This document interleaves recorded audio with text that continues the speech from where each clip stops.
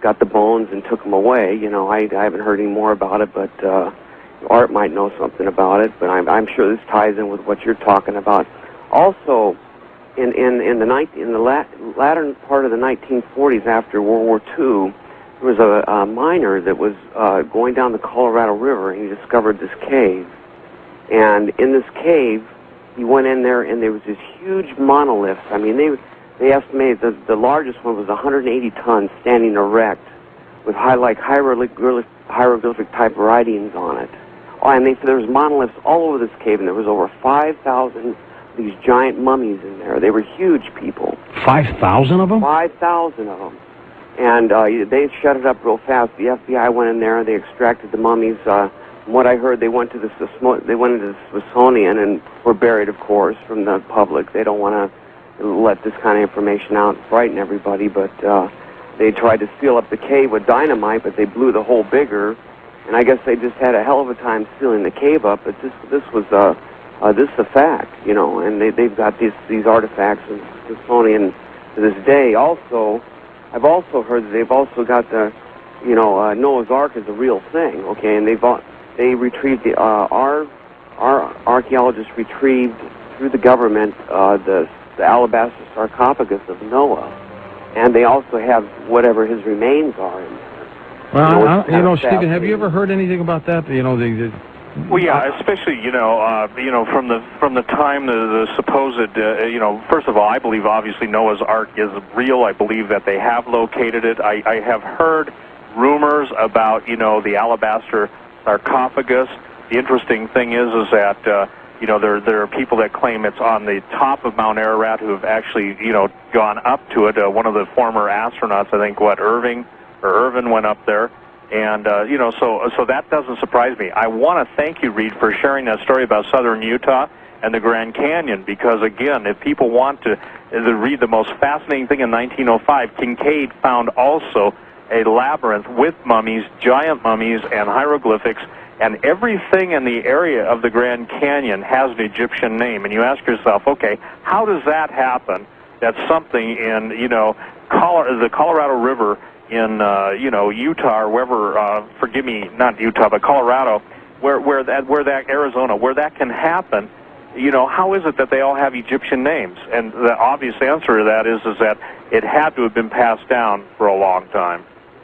Why withhold information, though, Steve? Why hold it back? Well, first of all, I think, I've tried to answer that. I think that one thing that people need to realize, and I think that Reed brought up an interesting point, as I track a lot, when I say track, is I investigate and run down a lot of the different cave structures and labyrinths, etc., you'll find a lot of them are turned into military bases and they're off limits, okay, to archaeologists. A good example is China Lake. China Lake has the naval weapon laboratory there, all the stuff that goes on in China Lake. But it's true in so many different parts of the country, What people don't understand is that when the giants were fleeing, from the wrath of God in the Middle East, literally, they built phenomenal underground tunnels, underground, if you will, cities. If you can go to Turkey and Cappadocia and see the most incredible underground tunnel structure in the world. Have you ever seen it? Yes. Okay, and then you can go to a place called Nemrut Dag, D-A-G-H, and you can see 7 giant thrones that are on the plains of Nemrut, which basically people say, oh, that was one of the kings of, the time that built it. There were 7 kings of the plains of that specific area, and George, you'd have to be about 24 to 28 feet tall to sit in those things. So, there's all these interesting artifacts all over the world.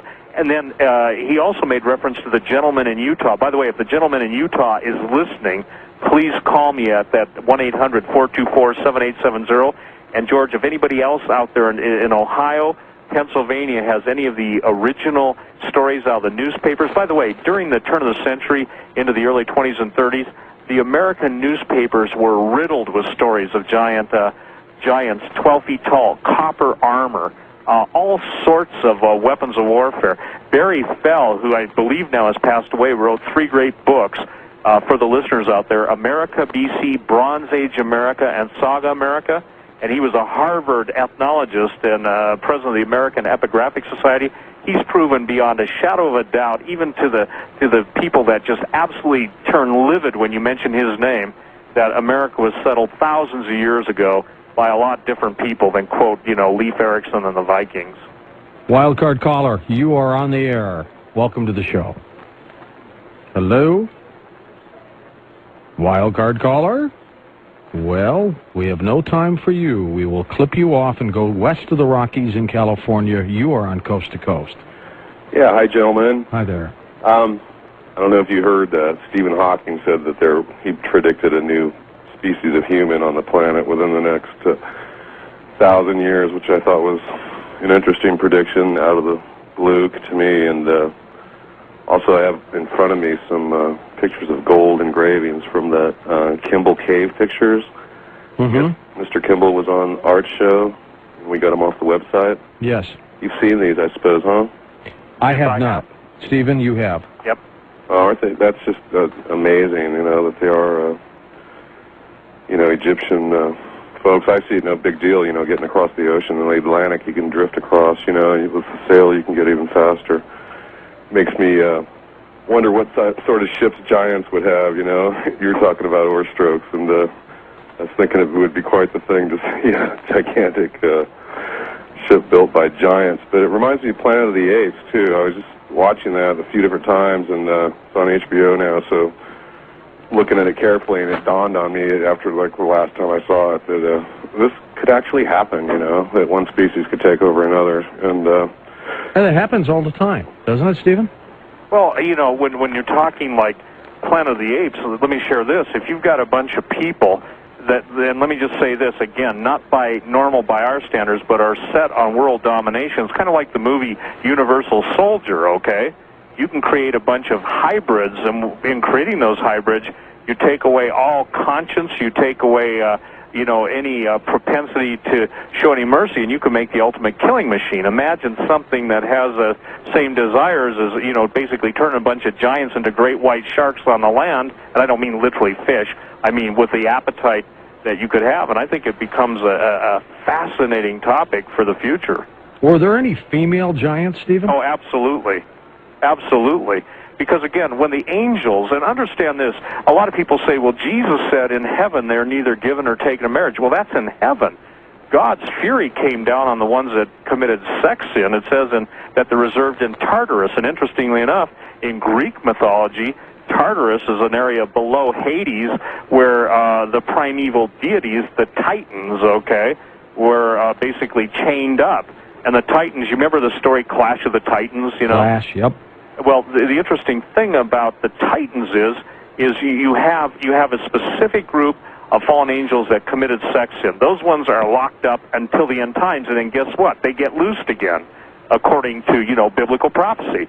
Then you've got a bunch of fallen angels out there that didn't commit sex sin that are still, if you will, vying for planet Earth. And a lot of people say, well, I don't believe in angels.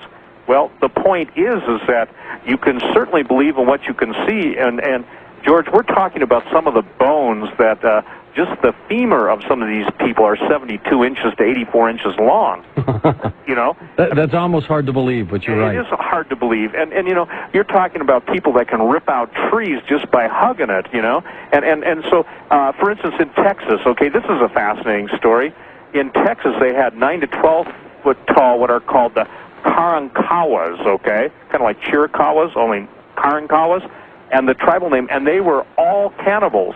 And when you get into the Anasazi of the Desert Southwest, Discovery Magazine carried a fabulous story on what happened to the Anasazi. And what happened to them was the same thing pretty much that happened to Easter Island. Their mysterious disappearance is everybody ate each other out of existence. National Geographic carried the story that, by the way, the Eastern Islanders, or the Rapa Nui, were cannibals, and they used to have a curse. Here's their curse. Your grandmother's flesh lies rotting between my teeth. Oh, what a great thought that's a lovely thing. I bet you get invited over for dinner. Hi, you're next. The point is that again the infinite amount of, or maybe massive is a better word, the massive amount of information, the massive amount of skeletal remains, the massive amount of not only oral tradition but written diaries, digests. you know, people running into this stuff in contemporary history, and yet people say, well, I don't believe it. Well, to that I just say, live in denial. East of the Rockies in Kansas, you are on Coast to Coast. Hi there. Good morning, gentlemen. Good morning to you. Okay, I have a comment and I have a question. My comment is, I believe that Father Malachi Martin was silenced, and wrongfully so.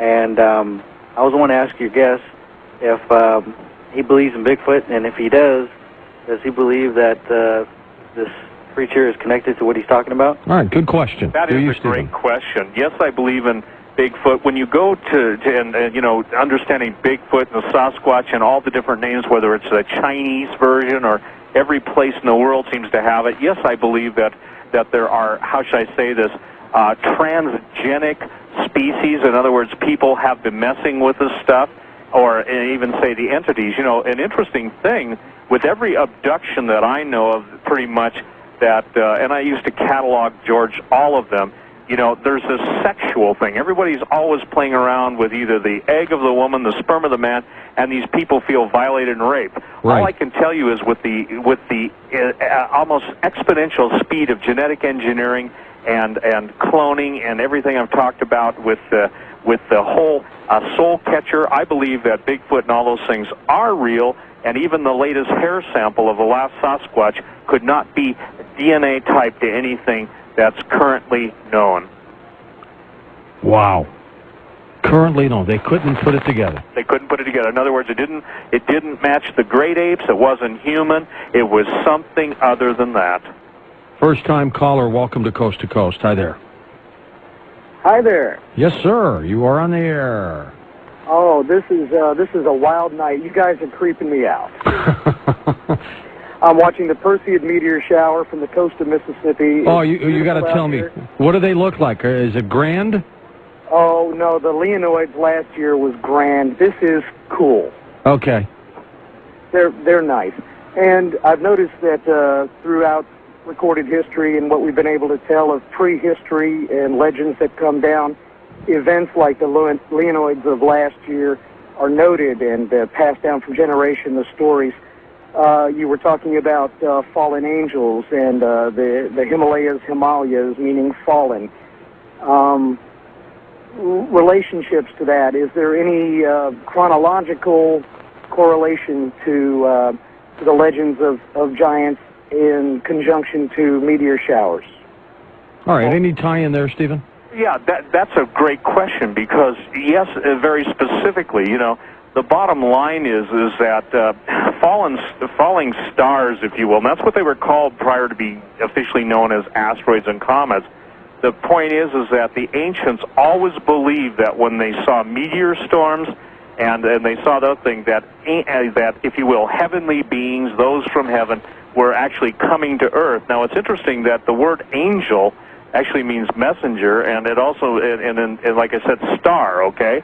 The Hebrews taught and antiquity taught that each one of the stars was a specific abode of an angel. So there was always, in essence, when, you know, comets were a foreboding of evil. And it's interesting because that's why all, and I say A-L-L, of the ancient civilizations were so concerned with what was taking the heaven. They looked at the stuff as omens, and they looked at the different placement of the planets. And what's interesting, George, is like the Dogon tribe, D-O-G-O-N, in Timbuktu. And, you know, I used to think, man, is there really a place called Timbuktu? It's in Africa. They actually knew about the dog star in Sirius that you cannot see with the naked eye. You're absolutely right. And there's much more to come. I'm George Norrie. This is Coast to Coast AM.